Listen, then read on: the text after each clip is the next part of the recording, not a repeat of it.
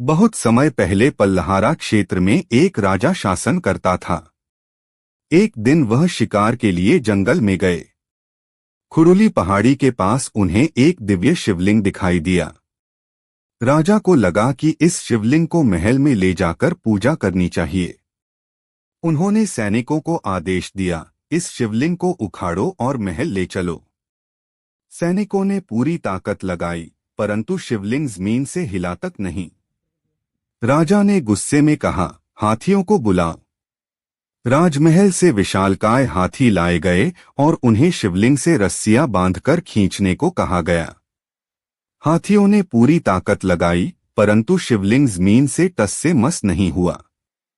तभी धरती कांप उठी और एक दिव्य आवाज गूंजी, हे राजन, यह मेरा स्थान है। कोई भी शक्ति मुझे यहां से हटा नहीं सकती। मैं गिरिश्वर महादेव के नाम से यहीं विराजमान रहूंगा। राजा भयभीत हो गए। उस रात स्वप्न में भगवान शिव प्रकट हुए और आदेश दिया कि यहीं मंदिर का निर्माण करवाओ। अगले दिन से राजा ने यहाँ भव्य मंदिर बनवाया और तभी से यह स्थान बाबा गिरिश्वर मंदिर खुरुली के नाम से प्रसिद्ध हो गया। आज भी भक्त मानते हैं कि यह शिवलिंग धरती से जुड़ा हुआ और अचल है।